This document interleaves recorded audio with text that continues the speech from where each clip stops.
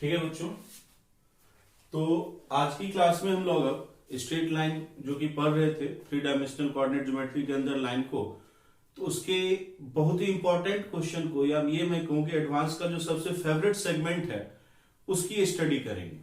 2 part में हम लोग थ्योरी को देखेंगे। आज जो हमारा पहला पार्ट होगा उसके अंदर हम लोग एक लाइन के रिस्पेक्ट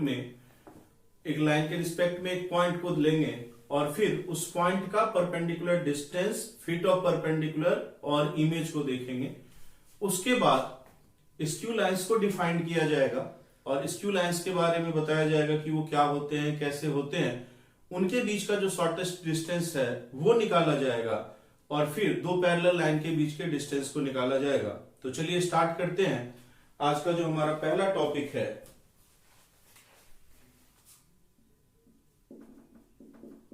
फुट ऑफ परपेंडिकुलर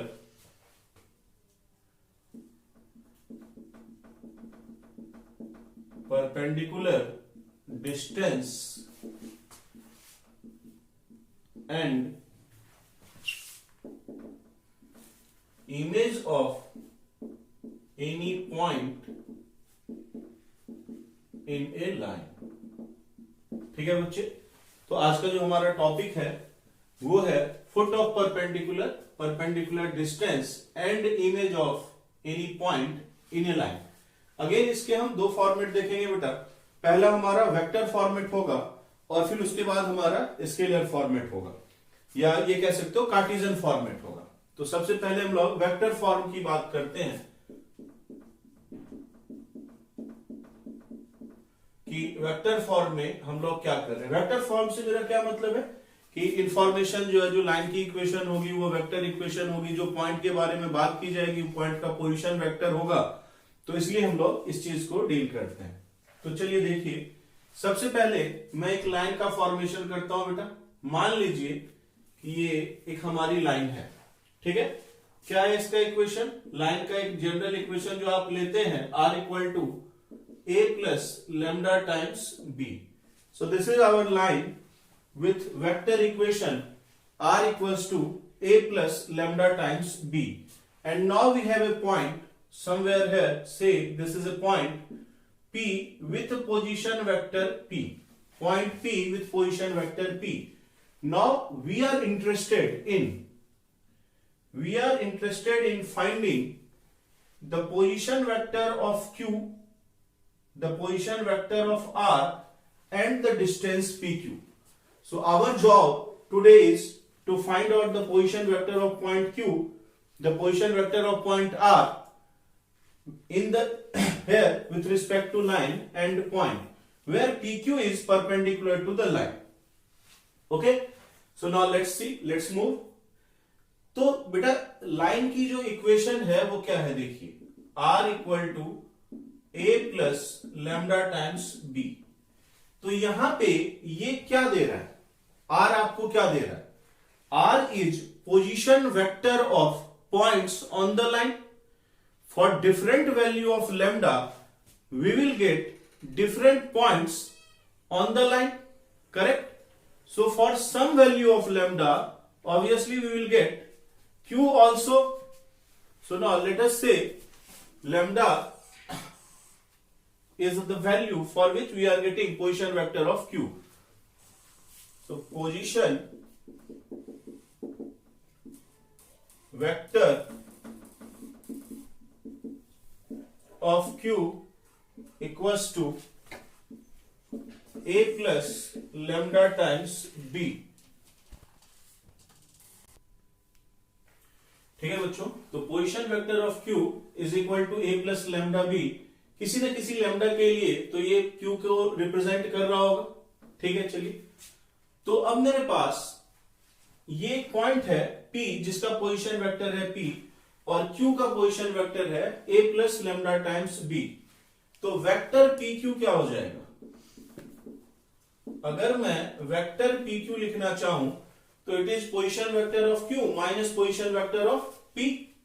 तो ये चीज हो जाएगी आपकी बेटा, वेक्टर PQ लिखेंगे position vector of Q minus position vector of q, and this will be a plus lambda times b minus p. Correct. So position vector q का मिल गया. पोजीशन वेक्टर हमने यहां पे p का ले रखा है p, और अब मैंने वेक्टर pq लिख दिया बेटा. ठीक है. अब आप बताइए कि pq, अगर q फिट ऑफ परपेंडिकुलर है तो pq जो है वो परपेंडिकुलर होगा लाइन पे. तो pq वेक्टर जो है वो परपेंडिकुलर होगा किस पे? लाइन पे. लाइन की क्या इक्वेशन है? r equals to a plus lambda b. यानी लाइन क्या है? लाइन जो है वो वेक्टर b के पैरेलल है. तो अगर लाइन वेक्टर b के पैरेलल है और लाइन pq पे परपेंडिकुलर है तो ऑब्वियसली pq और b भी आपस में एक दूसरे पे परपेंडिकुलर होंगे.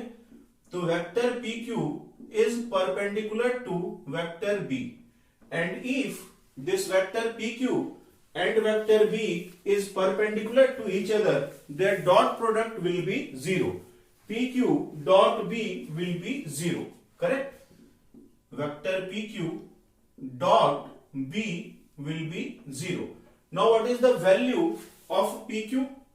हमने यहां पे निकाल रखा है बेटा, और b वेक्टर हमें पहले से मालूम है. तो अगर मैं ये वैल्यू रख दूं तो a plus lambda times b minus p dot b is equal to 0. ठीक है. तो यहां से आप देखिए लिख सकते हैं कि a vector minus p vector dot b vector, a vector minus p vector dot b vector plus lambda times mod b का स्क्वायर. या आप पहली बार में नहीं लिखना चाहते हैं तो पहले आप लैम्डा b डॉट b लिखिए. लैम्डा b डॉट b लिखिए. This is equal to 0. अब b डॉट b क्या हो जाएगा बेटा? मॉड b का स्क्वायर. तो लैम्डा टाइम्स मॉड b का स्क्वायर इक्वल टू, आप इस तरफ भेजेंगे तो क्या हो जाएगा बेटा? a vector minus p vector dot b vector. आप इस माइनस को अंदर कंपनसेट कर सकते हैं. तो lambda mod b square is equal to p vector minus a vector dot b vector. Correct. So finally we have value of lambda as p vector minus a vector dot b vector divided by modulus of b square. तो यहां से मुझे lambda की value मिल गई बेटा. Lambda की इस value के लिए क्या मिल जाएगा मुझे? यहां से पोजीशन वेक्टर ऑफ q मिल जाएगा. पोजीशन वेक्टर ऑफ q क्या है मेरा? पोजीशन वेक्टर ऑफ q मेरा फुट ऑफ परपेंडिकुलर है. तो मैं अगर यहां पे लिखना चाहूं position vector of q, that is foot of perpendicular. Foot of perpendicular. तो क्या हो जाएगा बेटा? r equal to a plus lambda b. तो a प्लस लैम्डा की जगह क्या लिख देंगे हम? p minus a dot b by modulus of vector b का स्क्वायर इनटू में b वेक्टर, इनटू में b वेक्टर. तो ये मुझे मिल गया फिट ऑफ परपेंडिकुलर, या आप कह सकते हैं कि क्या है ये? That is position vector of q. ठीक है बेटा. यहां पे अगर आप लोगों को दिक्कत हो रही है समझने में, मैं मार्क कर देता हूं कि ये 90 डिग्री है. ठीक है. तो यहां से मुझे पोजीशन वेक्टर ऑफ q मिल गया. अब डायरेक्टली इमेज का कोई फॉर्मूला नहीं होता है बेटा कि मैं आपको वहां उसको बता दूं. कभी भी जब भी आपको इमेज पूछा जाएगा आपको ये लैम्डा निकालना ही पड़ेगा. ठीक है बेटा.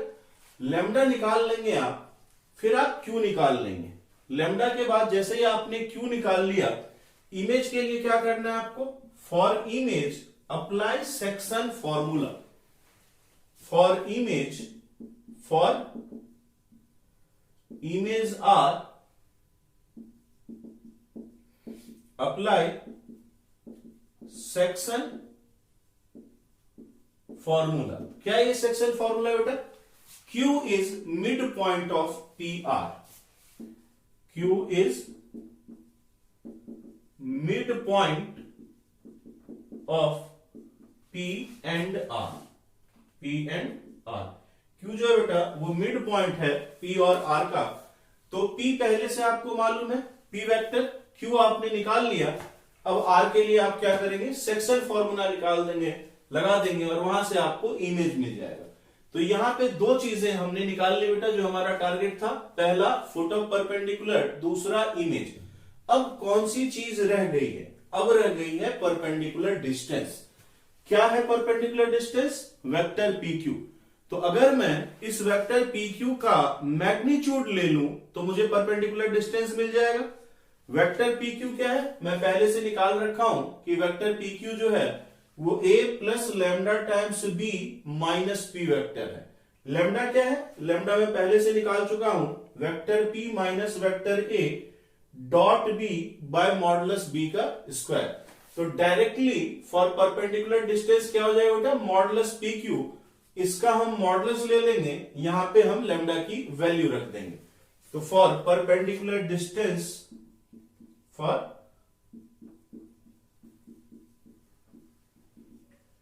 परपेंडिकुलर डिस्टेंस क्या हो जाएगा बेटा? मॉड PQ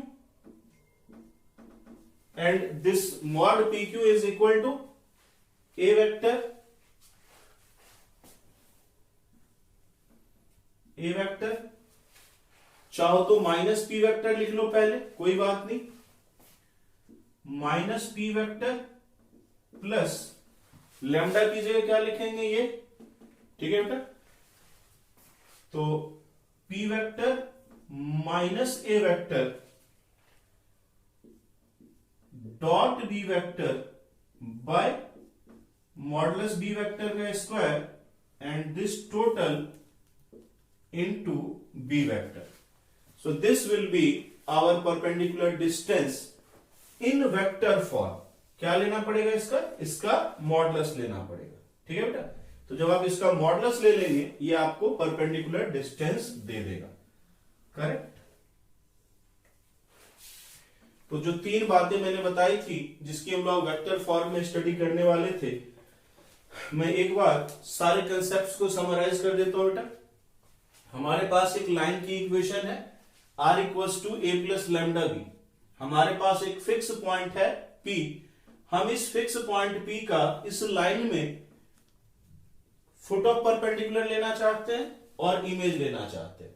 यानी अगर मैं P और Q को मिला दूं और मैं ये क्लेम करूं कि Q फुट ऑफ परपेंडिकुलर है, तो PQ जो है वो लाइन पे 90 डिग्री का एंगल बनाएगा और Q जो है वो P और R का मिड पॉइंट होगा। अगर सेकेंडली मेरा क्लेम है कि R जो है वो इस लाइन में P का इमेज है। अब अप्रोच हम लोग क्या ले रहे हैं? लाइन के ऊपर R equal to A plus lambda b क्या बताता है बेटा? ये बताता है position vector of any point on the line. तो लैम्डा की किसी न किसी वैल्यू के लिए ये Q को भी बता रहा होगा। हमें लैम्डा की वो वैल्यू चाहिए, तो मैं position vector of Q assume कर लेता हूं A प्लस लैम्डा बी। अब अगर मैंने Q का पोजीशन वेक्टर एज्यूम कर लिया है, P का वेक्टर मुझे पहले से पोजीशन वेक्टर मालूम है, तो मैं वेक्टर PQ लिख सकता हूं और वेक्टर PQ हो गया मेरा A plus lambda b minus P। Correct. अब PQ परपेंडिकुलर है लाइन पे, लाइन पैरेलल है B पे। तो अगर लाइन पैरेलल है B वेक्टर के, तो PQ भी परपेंडिकुलर होगा B वेक्टर पे। और यहां से ये कंक्लूजन आया कि PQ डॉट B जो है वो 0 होना चाहिए। यहां पे मैंने वेक्टर PQ की वैल्यू रख दी और फिर इसको मैंने एक्सपेंड करके यहां से लैम्डा की वैल्यू निकाल ली। इस पूरे डेरिवेशन की जान अगर मैं ये कहना चाहूं कि एक कौन सी चीज हमें हमेशा याद रहनी चाहिए, तो that is value of this lambda. P वो पोजीशन वेक्टर है, P वो पॉइंट का पोजीशन वेक्टर है जिसका आप इमेज निकालना चाहते हैं, जिससे आप फुट ऑफ परपेंडिकुलर का निकालना चाहते हैं और डिस्टेंस निकालना चाहते हैं। A लाइन वाला फिक्स पॉइंट है, B लाइन जिसके पैरेलल है। तो ये बात हो गई। फिर यहां से मैंने क्यू के पोजीशन वेक्टर में लैम्डा की वैल्यू रख के fit of perpendicular position vector of Q निकाल दिया। आर के लिए क्या सजेशन है हमारा कि हम लोग सेक्शन फॉर्मूले को अप्लाई करेंगे और मिड पॉइंट निकाल देंगे, और फिर यहीं से पी क्यू वेक्टर में जब मैंने लैम्डा की वैल्यू रखी तो यहाँ पे परपेंडिकुलर डिस्टेंस भी आ गया। So this is all about the concept as far as vector form is concern. ठीक है बच्चों, अब इसके बाद इसी पूरे इंटायर कंसेप्ट को हम लोग कार्टेशियन फॉर्म में देखेंगे। तो आई होप आप सबने लिख लिया होगा। Let me rub this first and then I will proceed for Cartesian form. ठीक है, तो again topic is same but this time we are interested in Cartesian form. तो अब मैं क्या कर रहा हूं, अगेन सारा अप्रोच, सारा कंसेप्ट, सारी बातें वही रहेंगी बेटा, सिर्फ और सिर्फ इक्वेशंस बदल जाएंगे। तो इस टाइम पे लाइन की इक्वेशन में मार्क करता हूं x minus x one by a equal to y minus y one by b equal to z minus z one by c. ठीक है बेटा, तो लाइन की इक्वेशन है मेरे लिए ये। चूंकि मैंने पॉइंट x1 y1 z1 यहां पे ले लिया है, तो जो अनदर पॉइंट मैं p यहां पे एज्यूम कर रहा हूं, इसको मैं अल्फा बीटा गामा ले लेता हूं। ठीक है बेटा, मुझे क्या चाहिए, मुझे point p alpha beta gamma के बारे में बात करनी है। मुझे इसका फिट ऑफ परपेंडिकुलर q चाहिए, मुझे r चाहिए। ठीक है बेटा, चलिए बढ़िया बात। क्या अप्रोच रखेंगे, दोबारा सेम चीज करेंगे बेटा। अगर लाइन की इक्वेशन है x minus x one by a equal to y minus y one by b equal to z minus z one by c, तो any general point on line क्या हो जाएगा बेटा, x equal to x one plus a lambda, y equal to y1 plus b lambda, z equal to z1 plus c lambda. Correct, हम लोग निकालते हैं, line के ऊपर जनरल पॉइंट लेते हैं। तो यहां पे हमने इस चीज को निकाल लिया कि any general point on line x equal to x one plus a lambda, y equal to y1 plus b lambda, z equal to z1 plus c lambda. ठीक है, let this is coordinate of q, इसको हम लोग q मान लेते हैं बेटा। Let this represents point Q। Q क्या है हमारा बेटा, फिट ऑफ परपेंडिकुलर मान लेते हैं, मानने में कोई बुराई नहीं है। तो मुझे वो लैम्डा चाहिए जिसके लिए कि ये Q को रिप्रेजेंट करेगा। दोबारा से वही बात, PQ परपेंडिकुलर लाइन, तो PQ वेक्टर जो होगा बेटा, ठीक है, वो परपेंडिकुलर होगा किस वेक्टर की, एक वेक्टर के जो कि है AI plus BJ plus CK। Correct, तो सबसे पहले मैं PQ का डायरेक्शन रेशियो लिख देता हूं, डायरेक्शन रेशियो ऑफ PQ, ताकि जब मैं डॉट प्रोडक्ट लूं तो मुझे आसानी हो। तो डायरेक्शन रेशियो ऑफ PQ क्या हो जाएगा बेटा, coordinate of Q minus coordinate of P। पहले ही हम लोग पढ़ चुके हैं कि अगर हमारे पास एक पॉइंट है A x1 y1 z1 और दूसरा पॉइंट है B x2 y2 z2, तो AB का डायरेक्शन रेशियो क्या हो जाता है, x2 minus x1 y2 minus y1 z2 minus z1। तो यहाँ पे ये Q का कोऑर्डिनेट है और P का कोऑर्डिनेट मैंने एज्यूम किया है अल्फा बीटा गामा। तो डायरेक्शन रेशियो ऑफ PQ हो जाएगा बेटा x1 plus a lambda minus alpha comma y1 plus b lambda minus beta comma z1 plus c lambda minus gamma. Correct, so this is direction ratio of PQ। लाइन की direction ratio क्या है, ABC।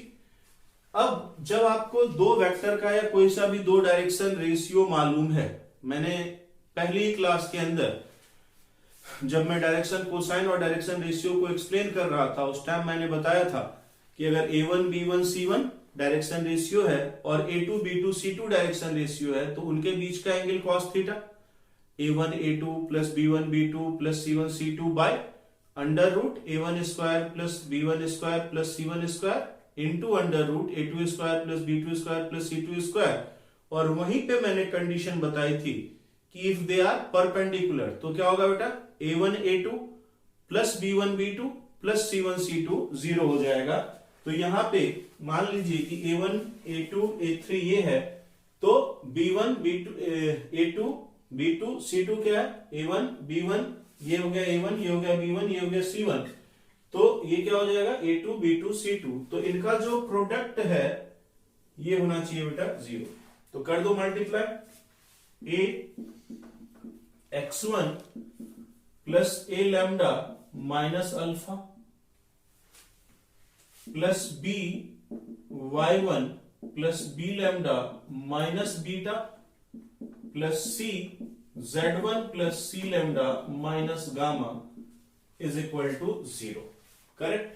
तो क्या हो गया बेटा, देखिए अगर आप इस ब्रैकेट को अच्छे से ओपन करेंगे तो a x1 minus alpha plus b y1 minus beta plus c z1 minus gamma plus a square plus b square plus c square lambda equal to 0। तो यहां से आपको लैम्डा की वैल्यू आ जाएगी। ठीक है बेटा, लैम्डा की वैल्यू क्या आएगी, तो लैम्डा की एक वैल्यू आएगी बेटा minus of A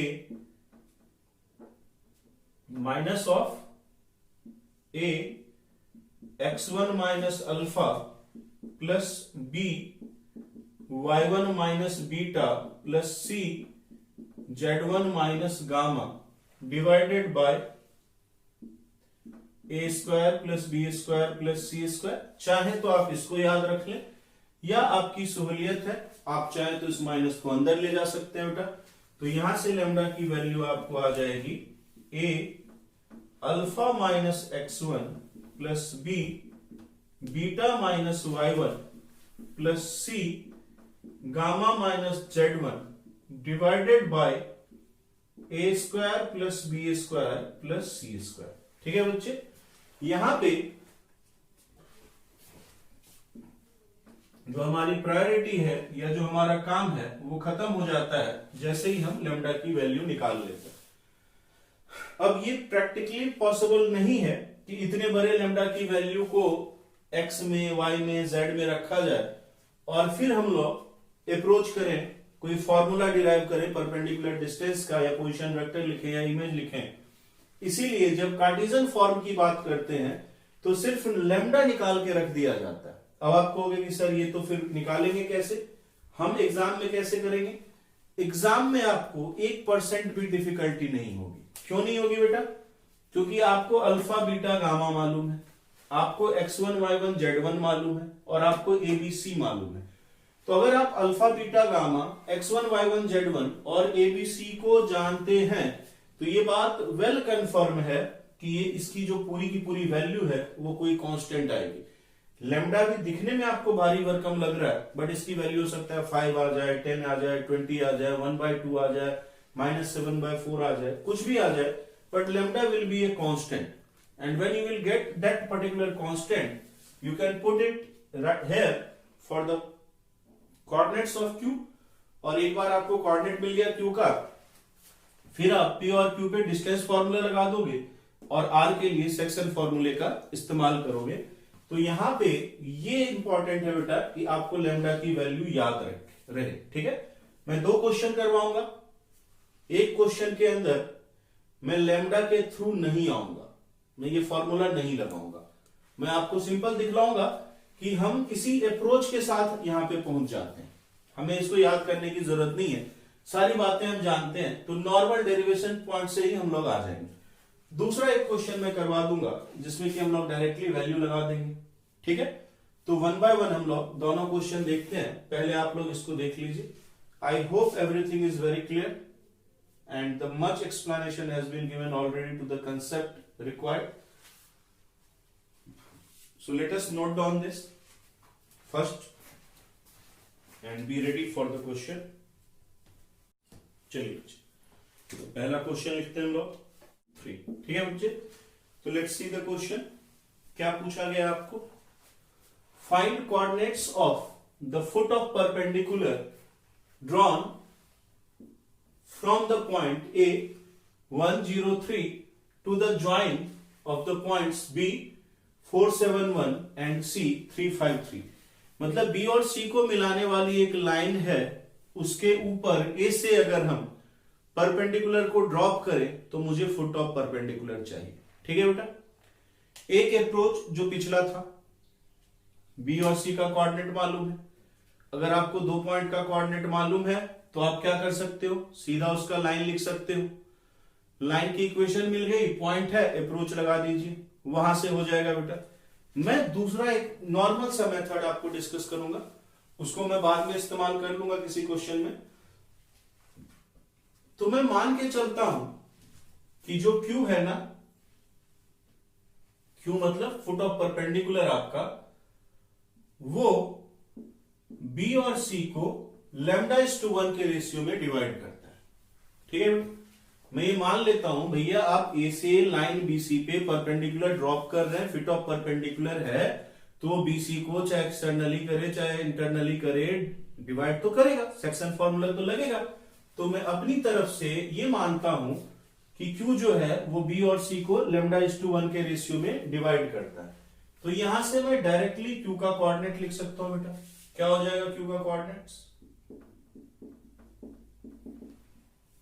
coordinates of Q 3 lambda plus 4 bye lambda plus 1 comma 5 lambda plus 7 bye lambda plus 1 comma 3 lambda plus 1 bye lambda plus 1। ठीक है बेटा, ये किसका कोऑर्डिनेट है? ये कोऑर्डिनेट है Q का। A का कोऑर्डिनेट क्या है? A का कोऑर्डिनेट है 103। ठीक है, A का कोऑर्डिनेट है 103। A का कोऑर्डिनेट है 103। तो क्या मैं डायरेक्टली AQ का डायरेक्शन रेशियो लिख सकता हूं? ठीक है बेटा, तो डायरेक्शन रेशियो ऑफ AQ। ठीक है, Q के कोऑर्डिनेट में से A के कोऑर्डिनेट्स को सब्सट्रैक्ट करते चलो, तो क्या आ जाएगा देखो, 3 lambda plus 4 bye lambda plus 1 minus 1 comma 5 lambda plus 7 bye lambda plus 1 minus 0 comma 3 lambda plus 1 bye lambda plus 1 minus 3। तो ये मुझे क्या मिल गया? ये मुझे डायरेक्शन रेशियो ऑफ AQ मिल गया। मुझे B का कोऑर्डिनेट मालूम है और C का कोऑर्डिनेट मालूम है, तो बिना किसी झिझक के मैं BC का डायरेक्शन रेशियो लिख सकता हूं। ठीक है, तो डायरेक्शन रेशियो ऑफ BC। ठीक है बच्चे, तो डायरेक्शन रेशियो ऑफ BC लिखिएगा तो 4 माइनस 3 क्या हो जाएगा 1, 7 माइनस 5 क्या हो जाएगा 2 और 1 माइनस 3 क्या हो जाएगा -2। इससे मत घबराना बेटा कि सर हम इससे सब्सट्रैक्ट किए होते। -1 -2 and 2 is same as 1 2 and -2। इसी को -1 से मल्टीप्लाई कर दो, लैम्डा चुनने का अधिकार है आपको।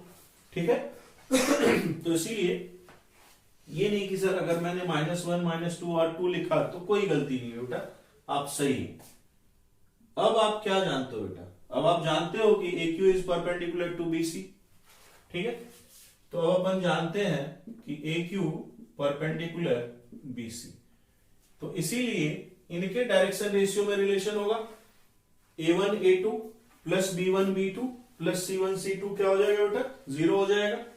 तो चलिए लगा दीजिए, तो इसको मैं क्या करूंगा 1 से मल्टीप्लाई करूंगा, इसको 2 से मल्टीप्लाई करूंगा, इसको -2 से मल्टीप्लाई करूंगा, तो मैं 1 से मल्टीप्लाई करूंगा तो यही लिख बैठूंगा 3 lambda plus 4 bye lambda plus 1 -1 plus 2 से मल्टीप्लाई कर दो इसको, तो 2 इंटू 5 कितना हो गया 10 lambda plus 14 bye lambda plus 1 और फिर इसको -2 से मल्टीप्लाई कर दो बेटा, तो -2 से मल्टीप्लाई करोगे तो -2 3 lambda plus 1 bye lambda plus 1 plus में 6 -2 इंटू -3 ये आ गई। ठीक है बच्चे, और ये टोटल होना क्या चाहिए, ये टोटल होना चाहिए 0। तो आइए देखते हैं भैया क्या हो रहा है। 3 लैम्डा प्लस 4, ठीक है बेटा, 3 lambda plus 4 minus lambda minus 1 plus 10 lambda plus 14 minus 6 lambda minus 2 into 6 lambda plus 6, 6 lambda plus 6 whole divided by lambda plus 1 equal to 0। Denominator है तो आप गायब कर सकते हो। Whole divided by lambda plus 1 equal to 0, तो lambda plus 1 मैंने यहां से हटा दिया बेटा। अब देखिए आप, तो ये आपका 6 लैम्डा, ये माइनस 6 लैम्डा कैंसिल आउट हो गया। 3 lambda minus lambda 2 lambda plus 10 lambda क्या दे देगा, दे देगा बेटा 12 lambda. 4 minus 1 3 plus 14 17 minus 2 15 plus 6 21, तो plus 21 equal to 0। This implies lambda is equal to minus 21 by 12, that is minus 7 by 4। Correct. आपको क्या चाहिए, आपको चाहिए the coordinates of foot of perpendicular drawn from this, यानी कि Q का coordinate चाहिए। इस इक्वेशन के अंदर आप लैम्डा की जगह -7/4 रख दो, आपको रिजल्ट मिल जाएगा। ठीक है बेटा, यहां पे Q है, Q का कोऑर्डिनेट है, तो एक स्टेप की और कैलकुलेशन बचती है आपको। 3 लैम्डा बाई 4 यानी कि -21/4 प्लस 4 बाय लैम्डा प्लस 1 क्या हो जाएगा बेटा, तो -7/4 मैं यहां पे निकाल के रख देता हूं लैम्डा प्लस 1 को, क्योंकि बार बार लिखना है। तो lambda plus 1 is -7/4 plus 1, that is -3/4, -3/4। So -21/4 plus 4 by -3/4, comma 5 lambda -35/4, -35/4 plus 7 by lambda plus 1 -3/4, comma 3 lambda -21/4 plus 1 -21/4 plus 1 by -3/4। ठीक है बेटा, कहानी हो गई खत्म। -21 प्लस 16 क्या हो जाएगा बेटा, -5, तो -5 बाई में -3 है, डिनोमिनेटर का 4 कैंसिल हो जाएगा।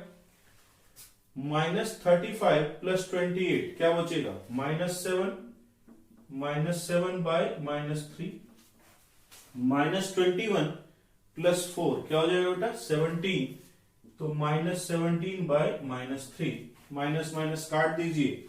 सो Q फाइनल आंसर जो है आपका, Q का जो आपका कोऑर्डिनेट है क्या आ गया, तो 5/3, 7/3 एंड 17/3। ठीक है बच्चे, 5/3, 7/3, 17/3, करेक्ट। तो सभी लोग लिख लें इसको।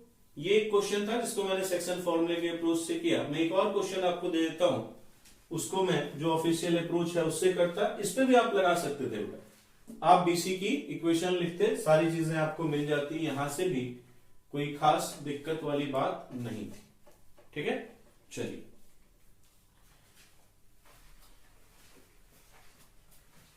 आई होप लिख लिया होगा आप लोगों ने। So now let's move for second question. तो देखते हैं कि क्या क्वेश्चन है।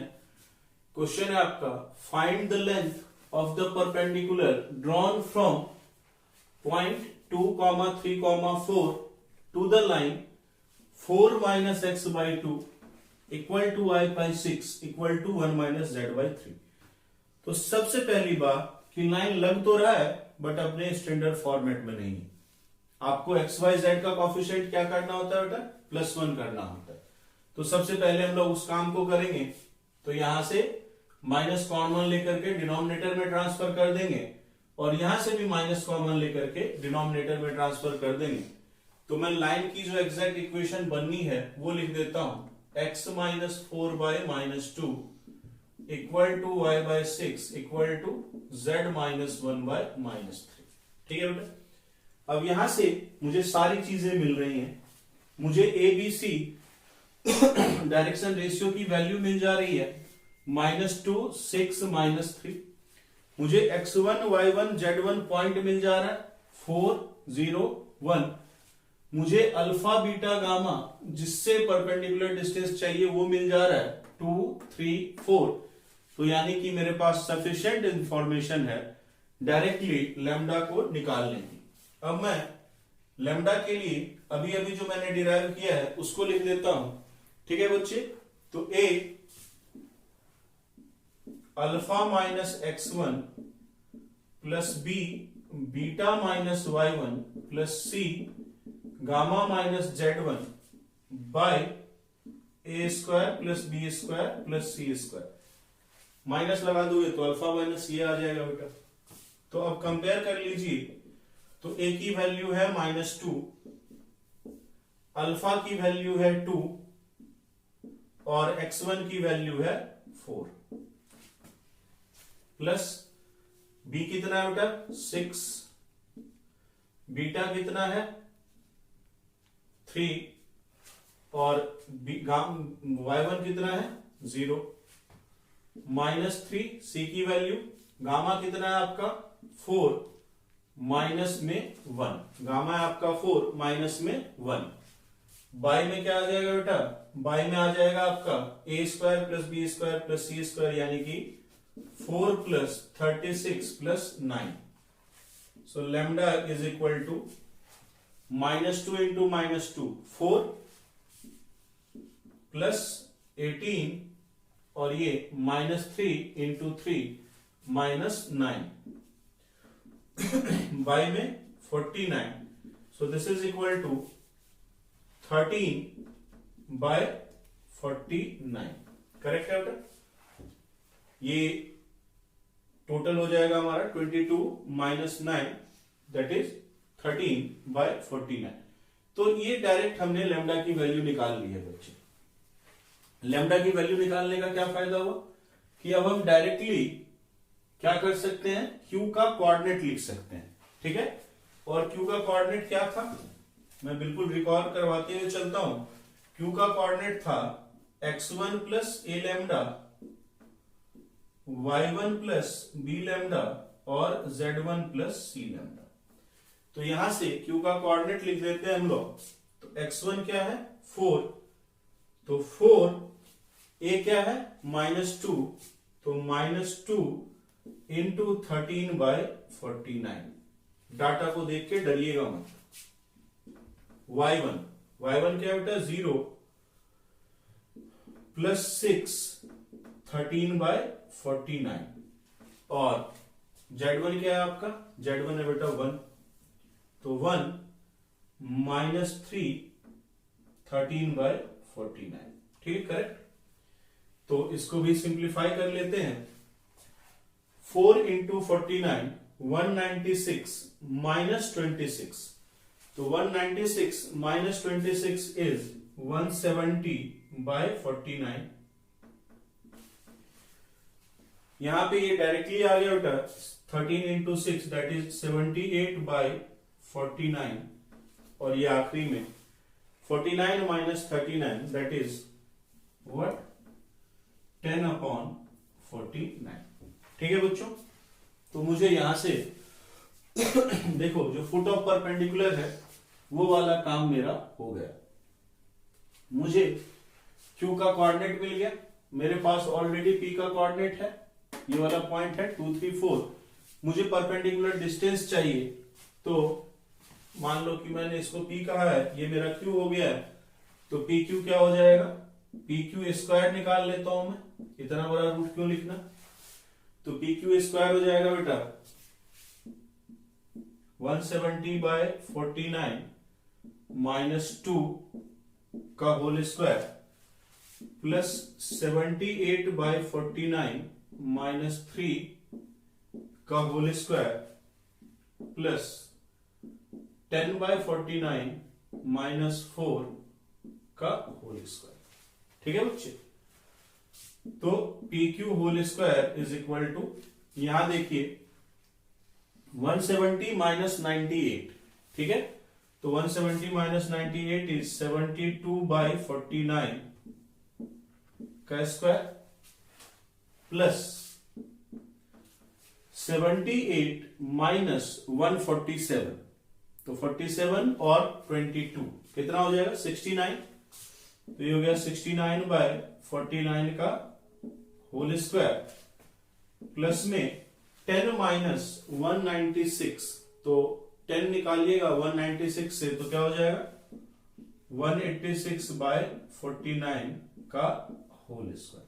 ठीक है बेटा, अब डिनोमिनेटर सब में 49 का स्क्वायर है, तो PQ square is equal to 49 का स्क्वायर। ठीक है, और यहां पे अब आपके पास चीजें हैं सामने में, देखो 72 का स्क्वायर, 69 का स्क्वायर और 186 का स्क्वायर। ठीक है, तो चाहे तो आप इसको कैलकुलेट कर सकते हैं या आप कोई कॉमन फैक्टर देख सकते हैं, अगर दोनों में प्रेजेंट है तो उसको, ज्यादा बड़ा है नहीं एक्सप्लेनेशन, तो आप चाहो तो कैलकुलेट भी कर सकते हो। 72 का स्क्वायर, तो 70 का स्क्वायर 4900 इंटू 71 प्लस 71 इंटू 4, तो 284 और 4900, तो 5184 ये आ जाएगा बेटा। ठीक है, सिंपल होता है ये, देखो 72 का स्क्वायर आप कर रहे हो। ठीक है बच्चे, तो 72 का स्क्वायर मैं थोड़ा सा आपको गाइड कर दूं, n+2 का होल स्क्वायर आप क्या लिखते हो, n+2 का होल स्क्वायर आप लिखोगे n स्क्वायर प्लस 4n+4। ठीक है बेटा, n square plus 4 common n+1। ये वाली ट्रिक मैंने लगाई है कि अगर आपको कोई परफेक्ट स्क्वायर निकालना है और उसके आसपास का परफेक्ट स्क्वायर मालूम है, जैसे मुझे 72 का परफेक्ट स्क्वायर निकालना है और मुझे 70 का स्क्वायर याद है। ठीक है, तो 70 का स्क्वायर प्लस 4 इंटू 71 तो 4 इंटू 71 हो जाएगा बेटा 284 और 4900, तो ये चीज आ गई। अब आप कहोगे सर यहां क्या करोगे, यहां भी वही ट्रिक है बेटा, 70 का स्क्वायर 4900 में से देखो n-1 का होल स्क्वायर है ना, इस पे कौन सी ट्रिक बैठेगी, n-1 की कोई ट्रिक बैठ जाएगी।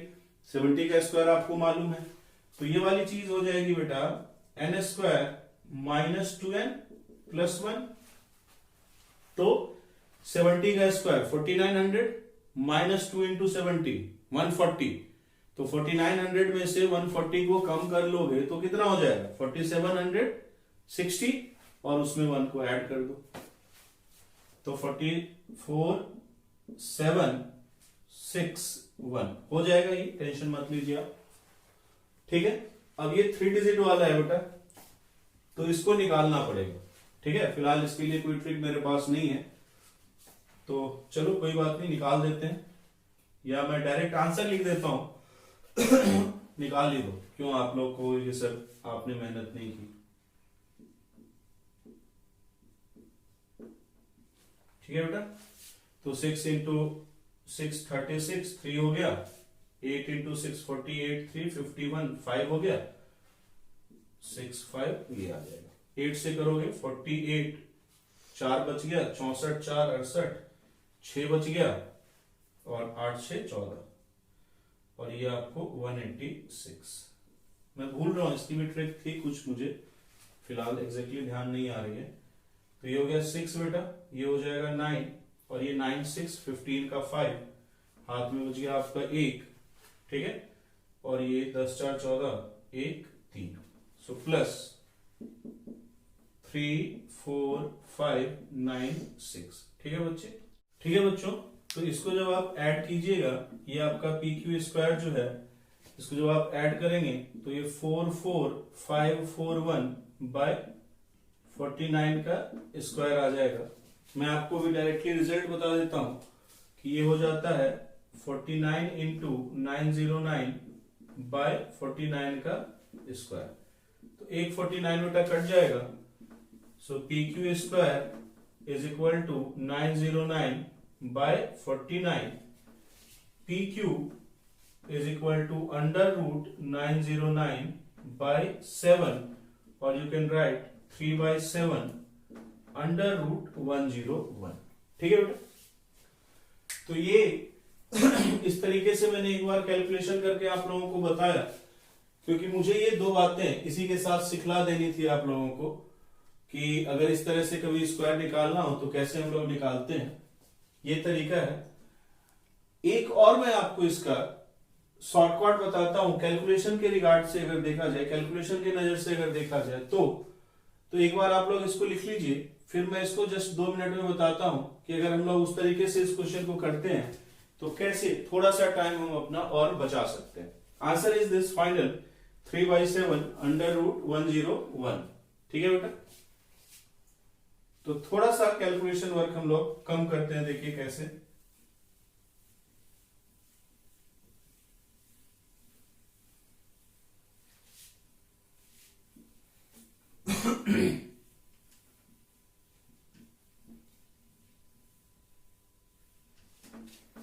यहां पे देखिए अभी हम लोग लैम्डा की वैल्यू नहीं रखते हैं,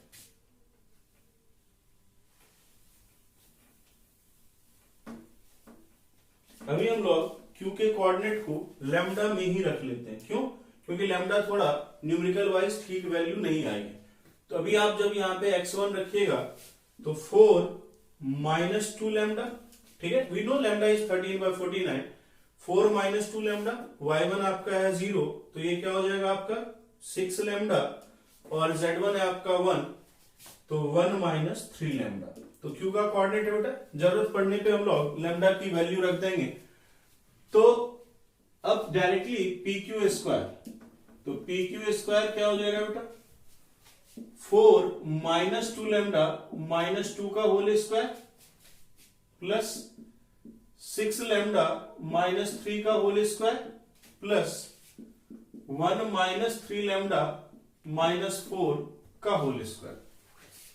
तो pq स्क्वायर क्या हो जाएगा बच्चे 2 - 2 lambda whole square plus 6 lambda -3 whole square plus -3 lambda whole square. तो इसको एक बार आप ओपन कर दीजिए।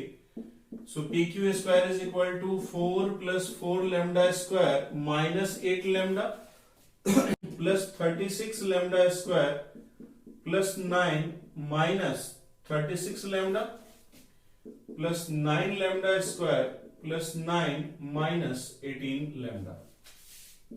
So pq square is equal to 4, 36 और 9, 49 lambda square -8 -36, correct, and this is plus 18 lambda, so plus 18, तो ये हो जाएगा आपका बेटा -26 lambda, and this is 9 18 plus 4 that is 22।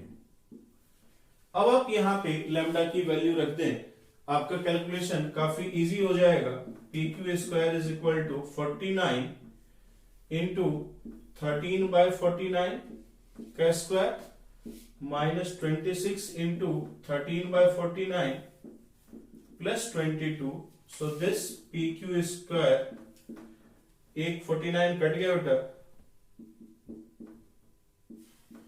13 square -26 into 13 plus 22 into 49 by 49, when you will solve this is 909 by 49, so pq is equal to under root 909 by 7, which is equal to 3/7 under root 101। so यहाँ पे हमारे पास perpendicular distance का form आ गया बेटा। I hope it is clear to you all. तो यहां तक आप लोग नोट कर ले, ठीक है। तो ये 1-2 क्वेश्चंस हम लोगों ने देखे बेटा, आज के लिए इतना ही रखते हैं क्योंकि कैलकुलेशन वगैरह का है इस टॉपिक में काफी, तो बाकी चीजें अगली क्लास में करेंगे। अब स्ट्रेट लाइन का बस सिंगल कंसेप्ट रह गया है और वो है आपका स्क्यू लाइन्स। बहुत ही इंपॉर्टेंट कंसेप्ट है, इसीलिए उसको अलग से एक अलग हेडिंग में बनाएंगे, हम लोग पढ़ेंगे उसको. So we will see skew lines in next video. Okay, all the best.